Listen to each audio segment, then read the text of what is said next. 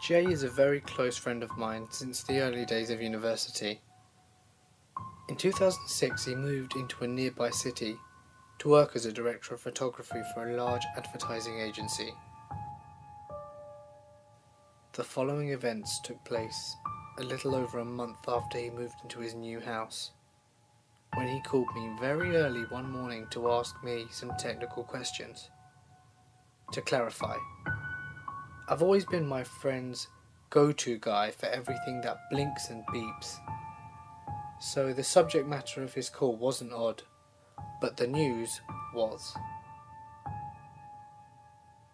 His question was about installing surveillance cameras in the house. So when I asked him what it was about, he murmured about being fed up, going insane, and then abruptly said, "You know what? Never mind, I'll call you later," and hung up. Not having had my coffee yet, it was hard for me to process what he said.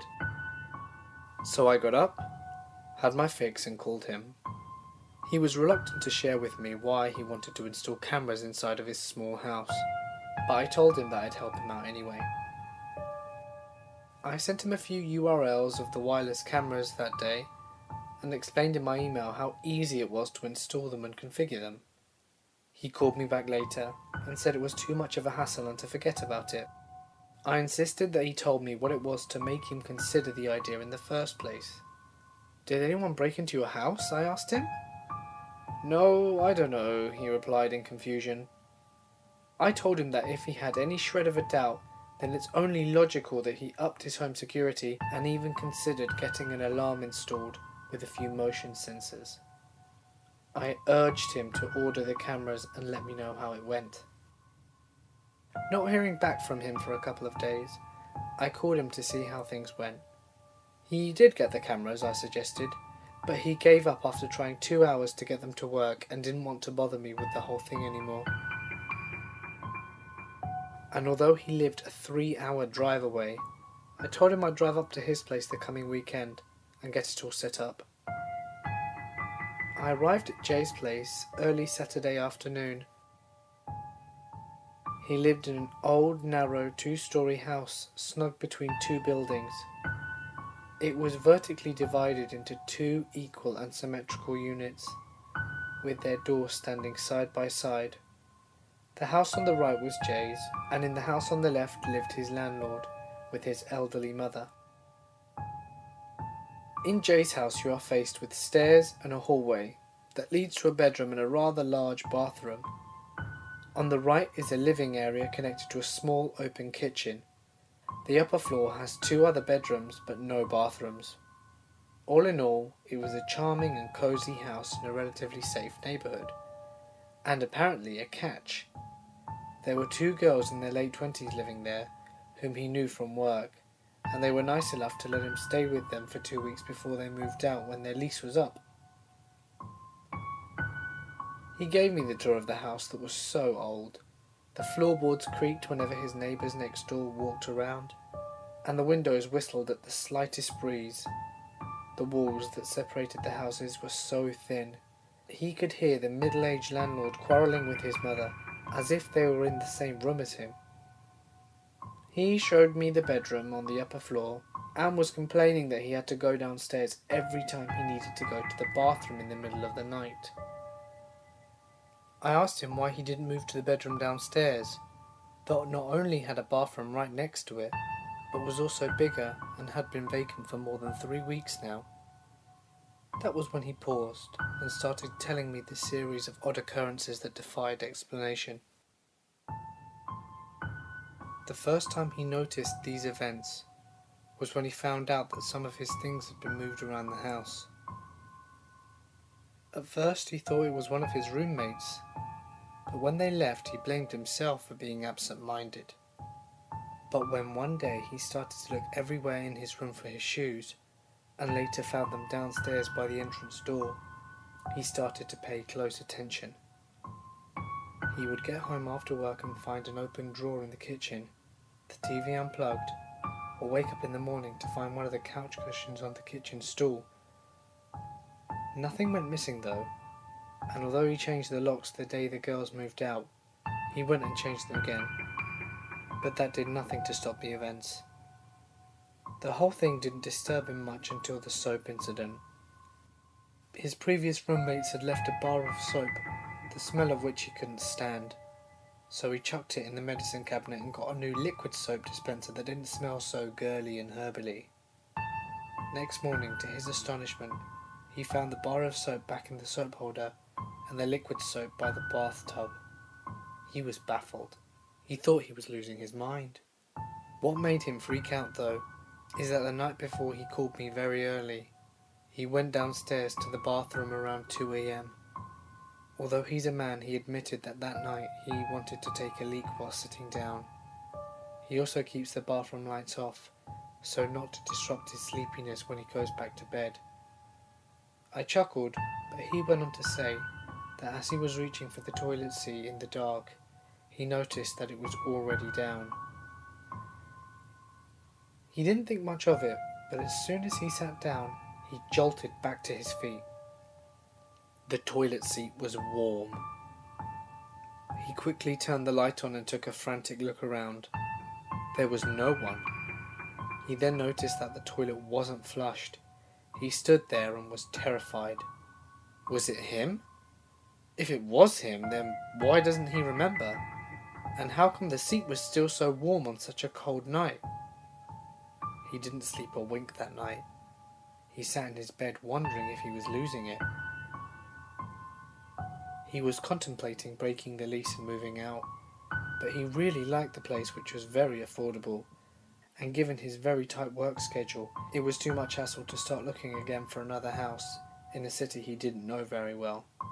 Besides, he thought there must be a rational explanation behind all of this, and he could probably figure out what was happening if he had surveillance cameras.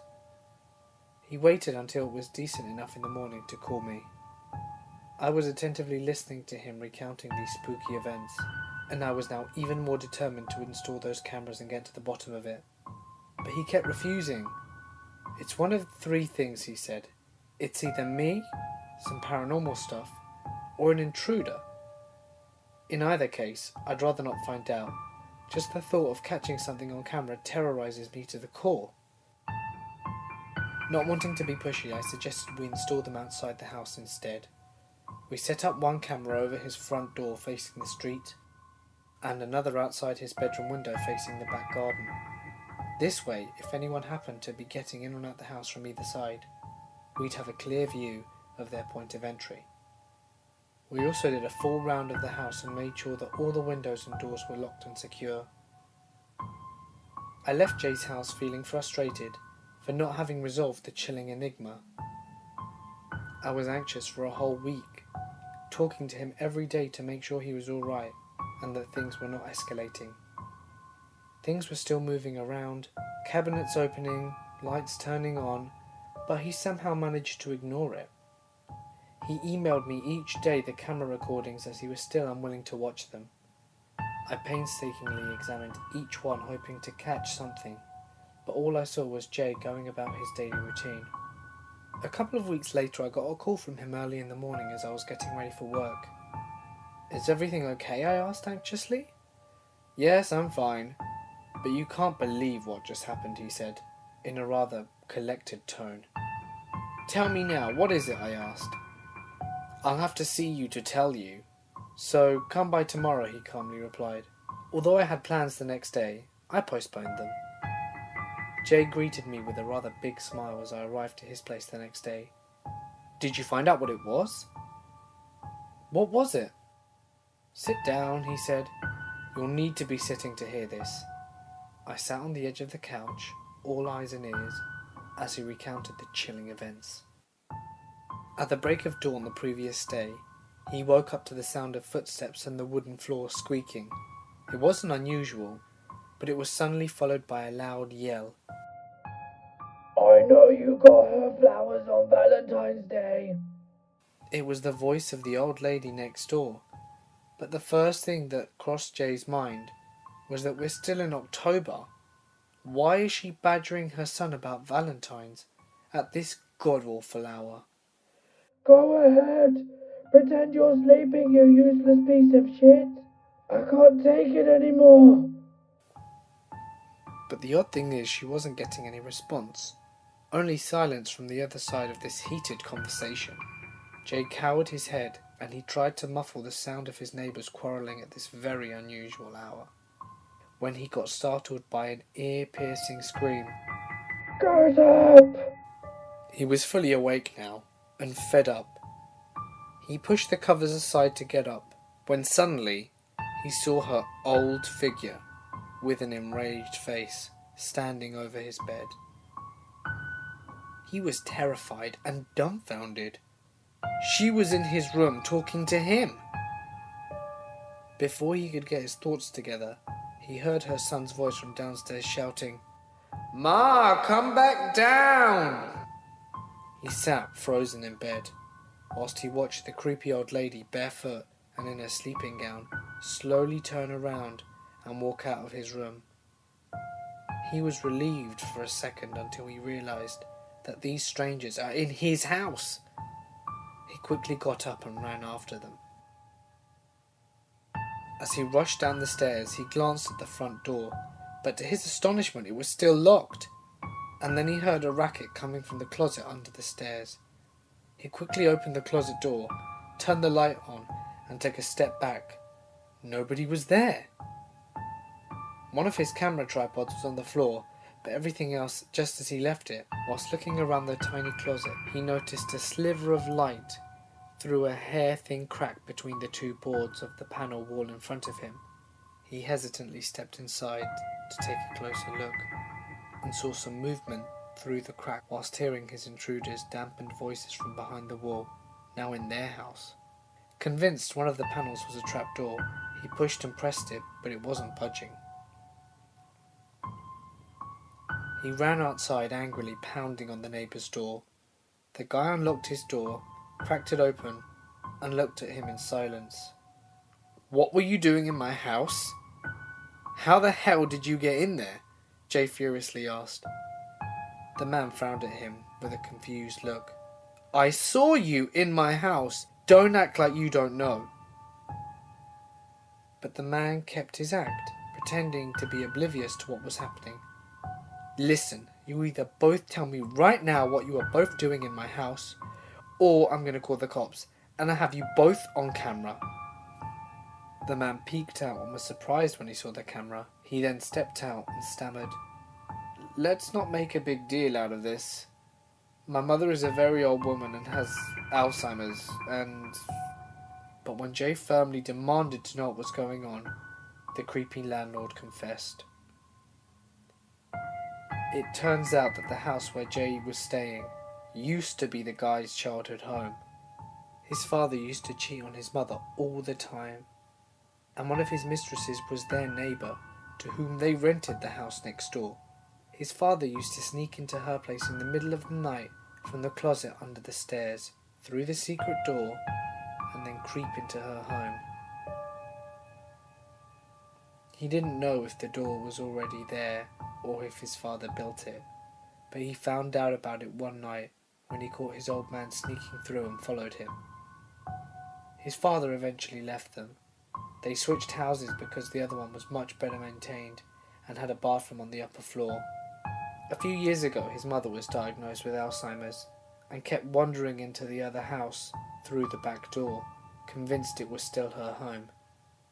The creepy landlord claims that his mother discovered the trapdoor recently and that he caught her only once before wandering into his apartment late at night. Jay and I debated the whole story, but we weren't convinced that the old lady had just discovered such a well-hidden door by herself. We believed the guy had been sneaking into the house to peep on the girls who were living there before, and God knows what else. His mother must have discovered it whilst he was on one of his nightly sneaks. So Crazy Jay told his landlord he was willing to let it pass and not call the cops on two conditions: remove the trapdoor or shut the board for good, and to cut the rent in half. The guy happily obliged. He moved back home 2 years later, but before he left for good, he warned the new family that were moving in about the trapdoor and advised them to keep an eye on it and to always make sure to lock the door.